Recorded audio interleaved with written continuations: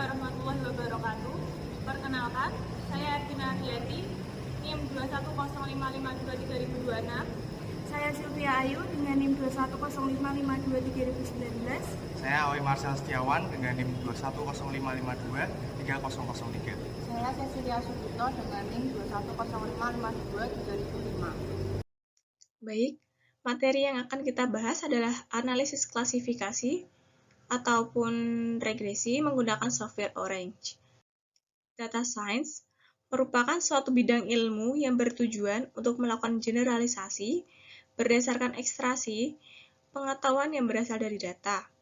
Pengetahuan tersebut dapat digunakan untuk mempermudah proses pengambilan keputusan. Kekuatan dari data science tidak hanya kemampuan untuk menjalankan kondisi yang terjadi atau historical data analysis, tetapi juga kemampuan untuk mendukung keputusan dengan analisis terhadap prediksi masa depan atau predictive analysis. Terdapat dua prediksi yang dapat dilakukan antara lain yaitu regresi dan klasifikasi. Yang pertama ada regresi, merupakan proses untuk melakukan prediksi terhadap target yang sifatnya kontinu. Misalnya, kita ingin melakukan prediksi beberapa jumlah panen jagung di suatu wilayah dalam 3 bulan ke depan. Fokusnya adalah prediksi dalam bentuk jumlah atau angka. Yang kedua ada klasifikasi, merupakan proses untuk melakukan prediksi target yang sifatnya kategori. Misalnya, kita ingin memprediksi apakah seseorang mengidap penyakit diabetes atau tidak. Contoh lain yaitu melakukan prediksi jenis rating kredit seseorang apakah baik, buruk, ataupun cukup. Metode klasifikasi machine learning. Untuk teknik klasifikasi tanpa melihat distribusi data, yang sering dilakukan antara lain yaitu Classification and Regression Tree atau CART, Naive Bayes, Random Forest, Rotation Forest, Support Vector Machine atau SVM, Analisis Neutral Network atau ANN, 1R, dan Boosting maupun KNN. Masing-masing metode sudah tersedia di dalam berbagai software, terutama di dalam software Orange. Algoritma KNN atau kepanjangan dari K-nearest neighbor, termasuk salah satu algoritma paling sederhana yang digunakan dalam machine learning untuk regresi dan klasifikasi. KNN mengikuti strategi bird of feather dalam menentukan di mana data baru sebaiknya ditempatkan. Algoritma KNN mengasumsikan bahwa sesuatu yang mirip akan ada dalam jarak yang berdekatan atau bertetangga. Artinya, data-data yang cenderung serupa akan dekat satu sama lain. KNN menggunakan semua data yang tersedia untuk mengklasifikasi data atau kasus baru berdasarkan ukuran kesamaan atau fungsi jarak. Data baru kemudian ditugaskan ke kelas tempat sebagian besar data tetangga berada. Poin-poin penting dalam algoritma KNN. Yang pertama yaitu menentukan metrik jarak, lalu ada mendefinisikan nilai K. Di sini ada kelebihan dan kekurangan KNN, di mana kelebihannya yang pertama yaitu mudah diterapkan, lalu mudah beradaptasi, terutama dengan perubahan. Yang ketiga memiliki sedikit hiperparameter. Kekurangannya yaitu tidak berfungsi dengan baik pada dataset yang berukuran besar. Kurang cocok untuk dimensi tinggi, lalu perlu penskalaan fitur, serta sensitif terhadap noise data ataupun missing value.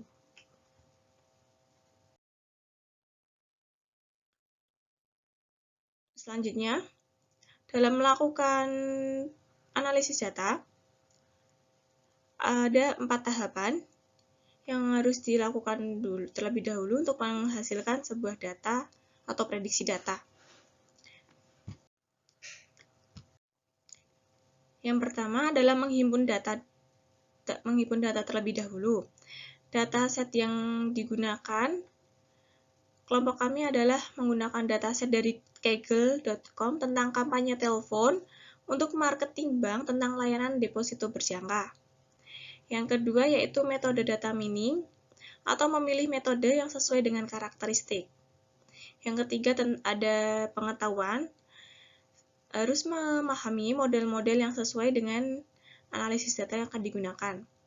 Yang terakhir ada evaluasi atau menganalisis model dan kinerja dari parameter-parameter yang digunakan. Selanjutnya kita akan masuk pembahasan melalui aplikasi Orange yang akan dibahas oleh teman-teman saya. Selanjutnya, saya akan menjelaskan fitur statistik yang saya lingkari.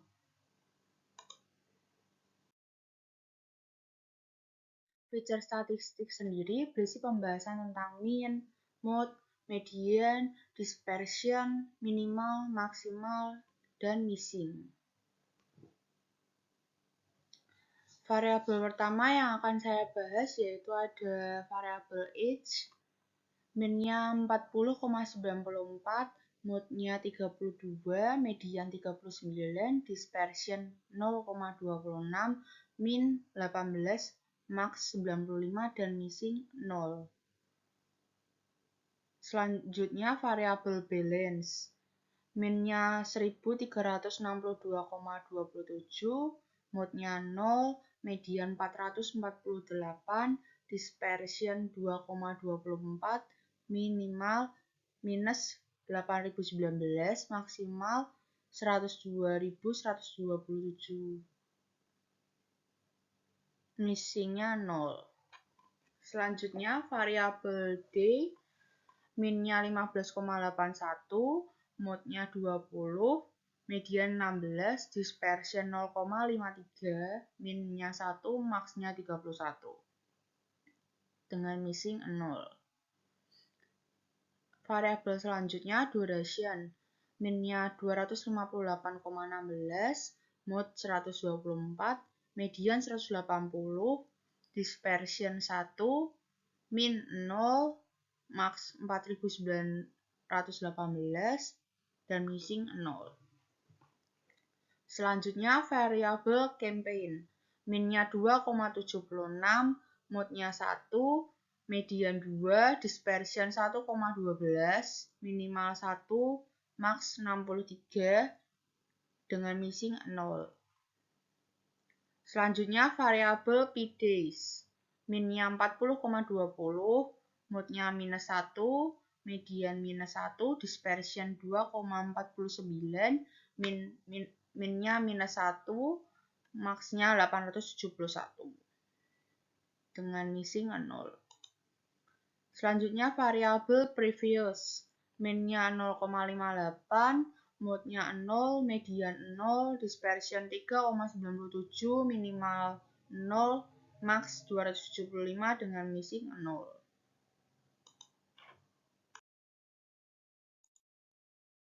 Selanjutnya untuk variabel job, min-nya 0, mode-nya blue collar, dispersion 2,12, missing-nya 0.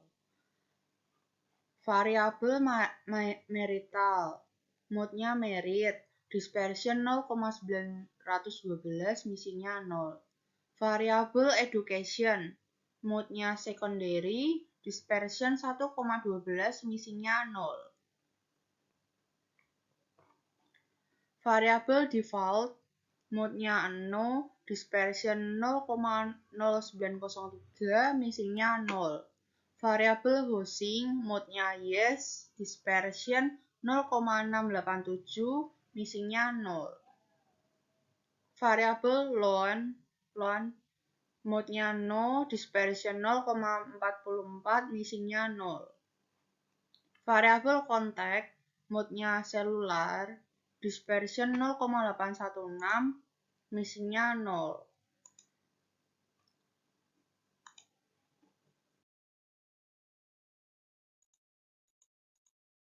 Variabel contact, mode-nya seluler, dispersion 0,816, missing-nya 0. Variabel mode, mode-nya May, dispersion 2,04, missingnya 0. Variabel PODCAM, mode-nya unknown atau tidak diketahui, dispersion 0,649, missingnya 0. Variabel Y, mode-nya no, dispersion 0,361, missingnya 0.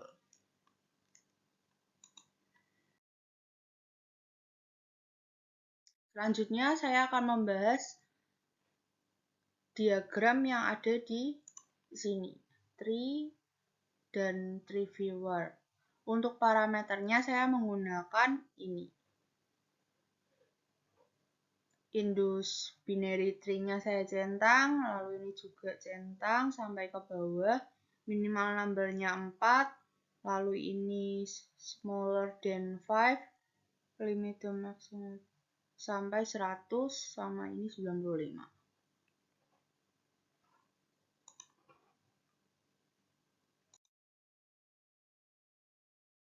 Dalam tree viewer, terdapat beberapa cabang. Selanjutnya akan saya jelaskan satu persatu dari cabang-cabang yang ada di sini. Yang pertama ada duration, yang saya lingkari ini.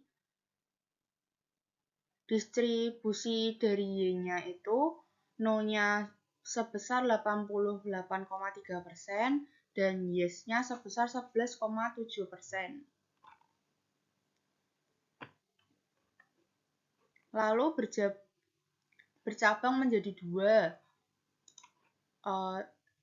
PODCAM dan duration. Yang PODCAM kurang dari sama dengan 410 dan duration-nya lebih dari 410. Berikut penjelasan lebih rincinya. Yang PODCAM yang kurang dari sama dengan 410, distribusi dari Y-nya, No-nya sebesar 93,2%, Yes-nya sebesar 6,8%. Sedangkan untuk yang di sebelah kanan di sini, yang lebih dari 410, No-nya sebesar 63,6% dan Yes-nya sebesar 36,4%. Dari PODCAM yang ada di sini, bercabang lagi menjadi mon dan duration. Yang mon adalah failure, order or unknown, dan duration-nya success. Untuk yang cabang di sini, PODCAM failure, order or unknown, dan duration-nya kurang dari sama dengan 410, No-nya sebesar 95%, Yes-nya sebesar 5%. Sedangkan untuk yang PODCAM-nya sukses dan duration-nya kurang dari sama dengan 410, distribusi dari Y-nya No sebesar 39,7%, Yes sebesar 60,3%. Dari cabang duration yang di atas ini, ada cabang lagi PODCAM dan duration. Dibagi yang PODCAM itu kurang dari sama dengan 647, yang duration lebih dari 647. Yang PODCAM yang saya lingkari ini, distribusi dari Y-nya, No sebesar 70,6% dan Yes sebesar 25,4%. Sedangkan dari yang duration ini, distribusi dari Y-nya No sebesar 48,7%, sedangkan Yes sebesar 51,3%.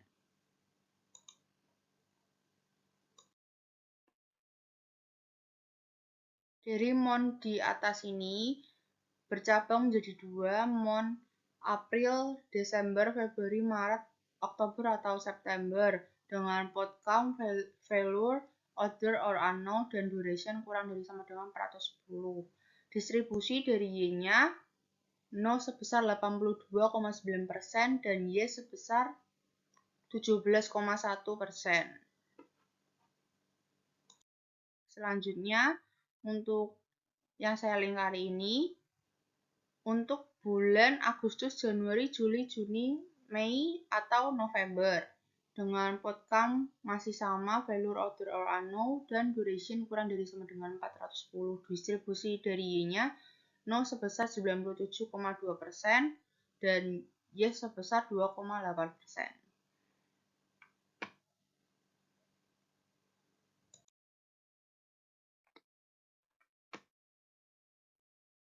Selanjutnya, untuk duration kurang dari 132 dan outcome sukses, dihasilkan distribusi dari Y sebesar no 77,6% dan Y sebesar 22,4%. Lalu ini minus 132 sampai kurang dari 410, outcome-nya sukses, distribusi dari Y-nya no sebesar 29,9% dan Y sebesar 70,1%. Selanjutnya, outcome failure order or unknown dengan durasi 410 sampai 647, distribusi dari Y-nya no sebesar 77,3% dan yes 22,7%.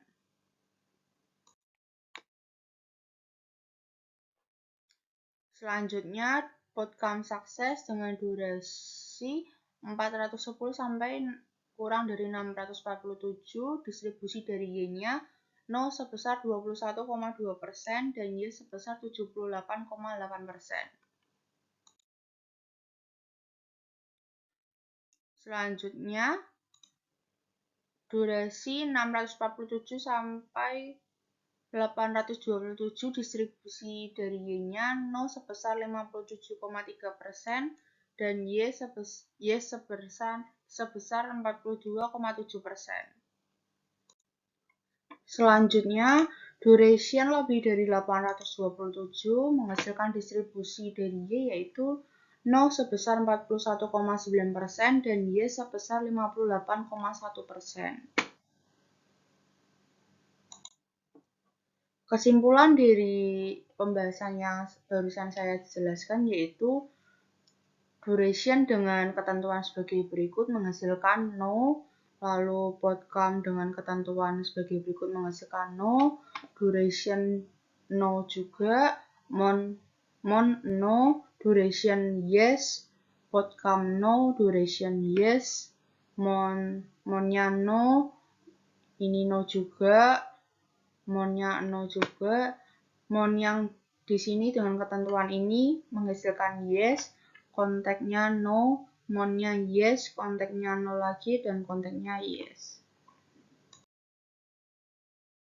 Baik, selanjutnya yaitu kita akan menghitung penilaian yang memainkan peran integral dalam evaluasi model prediksi dan atau klasifikasi.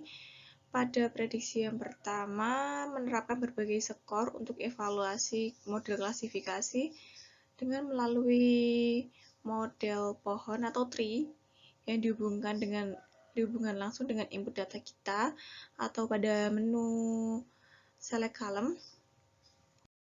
Yang pertama kita bahas adalah pada menu select column, di mana pada menu ini kita bebas untuk memilih variabel-variabel apapun yang akan kita gunakan dan target yang akan kita keluarkan. Di sini pada kelompok kami membahas tentang keputusan, mengklasifikasikan keputusan seorang nasabah itu akan melakukan deposito berjangka ataupun tidak.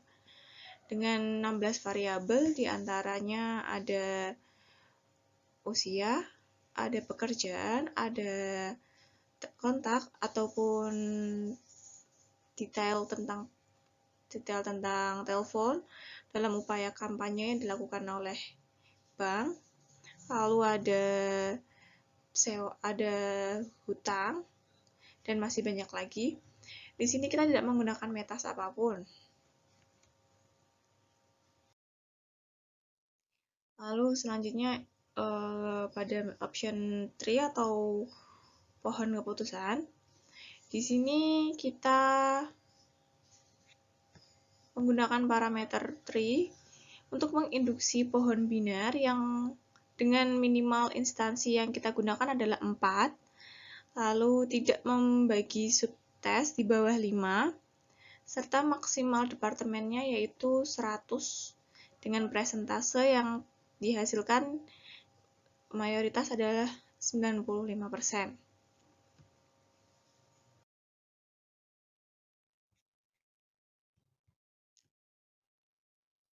Selanjutnya pada option test and score, yaitu pada penilaian tentang error dan tentang parameter-parameter yang digunakan.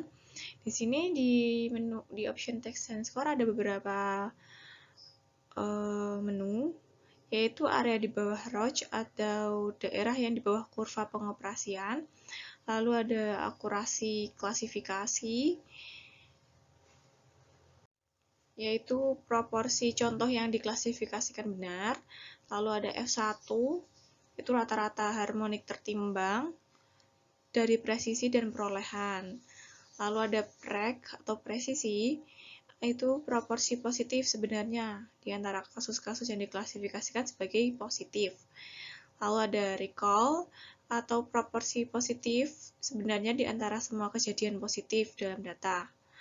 Lalu ada spesifitas, yaitu proporsi dari hasil negatif yang sebenarnya di antara semua contoh negatif. Lalu ada log loss, yaitu kerugian yang atas ketidakpastian prediksi. Lalu ada koefisien korelasi, yaitu memperhitungkan positif dan negatif yang benar secara umum. Ini kita menggunakan model tree. Untuk parameter yang kita gunakan itu yaitu cross validation dengan numbernya itu adalah 5, dimana sini menghasilkan dari model tree yang kita pakai dan terhubung dengan kolom yang telah kita isi dengan variabel-variabel yang akan kita uji. Di sini menghasilkan AUC sebesar 67,1%. Lalu ada CA yaitu 89,2%.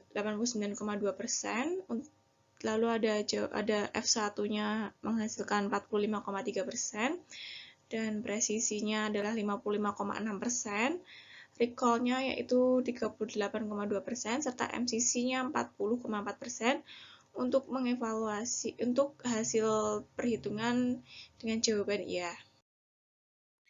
Lalu untuk jawaban yang tidak dengan parameter yang sama, dengan model yang sama pula, menghasilkan AUC-nya 67,1%, CA-nya 89,2%, lalu ada F1-nya 94%, lalu ada presisinya 92,1%, ada recall-nya 96%, lalu ada MCC-nya 40,4%.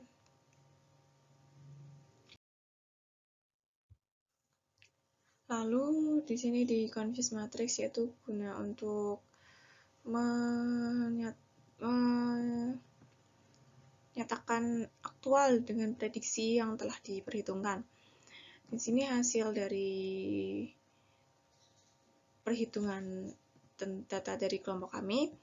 Untuk prediksi dengan jawaban iya, dengan aktualisasinya iya, itu disebut dengan true positif dengan sebanyak 2020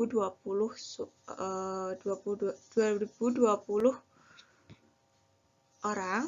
Lalu untuk prediksi tidak dan aktualnya benar-benar tidak, itu disebut dengan true negatif. Di sini ada 38.310 orang.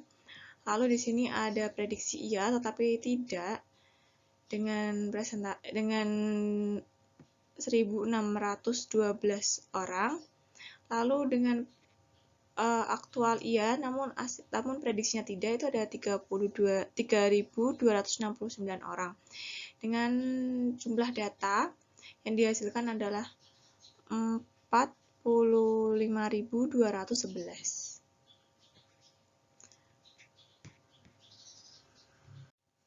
Jadi dari hasil dengan perhitungan parameter pohon, orang yang akan melakukan deposit berjangka itu sekitar 2020 orang, dan orang yang tidak akan mengikuti deposito berjangka itu sekitar 38.310 orang. Setelah data dari Kaggle diekspor melalui file Orange, kemudian dihubungkan ke data tabel 1. Setelah diekspor, data tabel 1 berisi data-data yang sudah disesuaikan, di mana tujuan klasifikasi ini untuk memprediksi apakah nasabah akan berlangganan deposito berjangka dapat dilihat pada variabel Y. Kemudian, dari file dihubungkan ke select column. Pada select column ini, ada 16 feature yang digunakan, serta targetnya adalah Y atau nasabah yang berlangganan deposito berjangka. Untuk mengetahui hasil KNN pada Test and Score 1 dan Confusion Matrix 1, maka diperlukan dua garis penghubung agar hasil Test and Score 1 dan Confusion Matrix 1 muncul. Maka dari itu, dari select column perlu dihubungkan langsung ke Test and Score 1.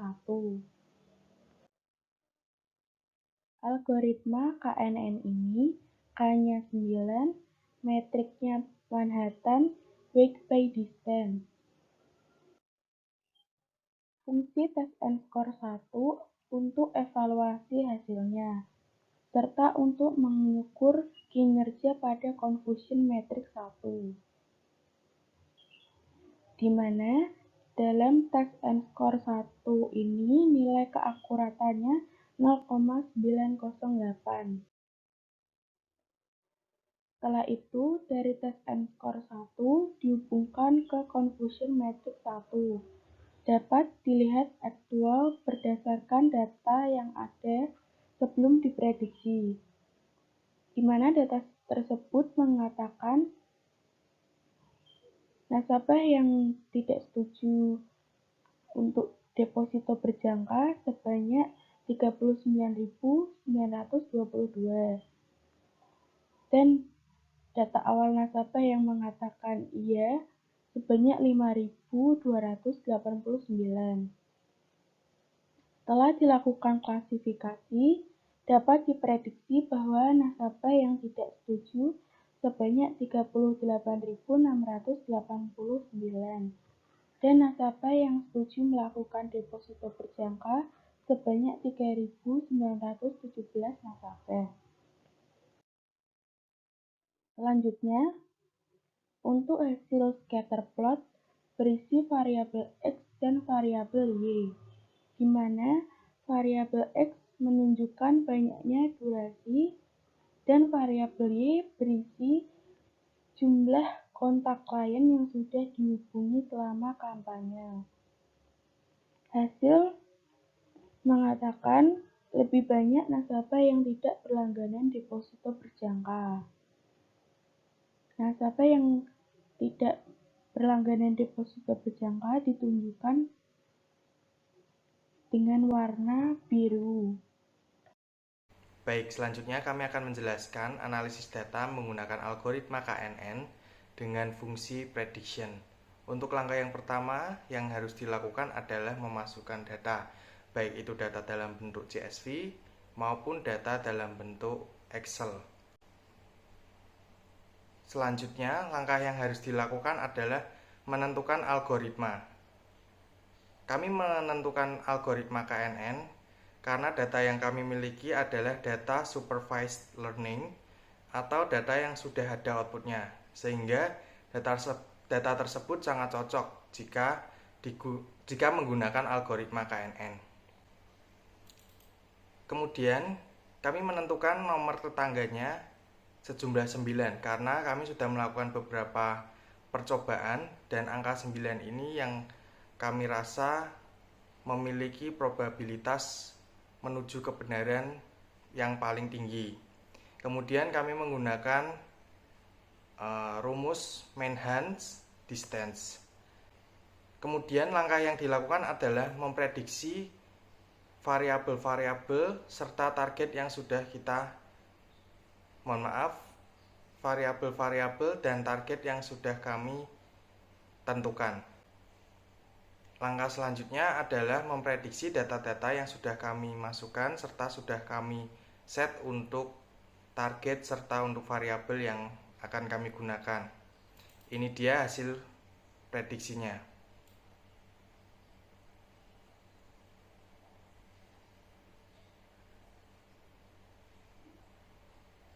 Bisa dilihat di sini untuk nilai errornya 0 karena memang data yang kami gunakan sudah memiliki output, jadi tidak ada kemungkinan untuk error.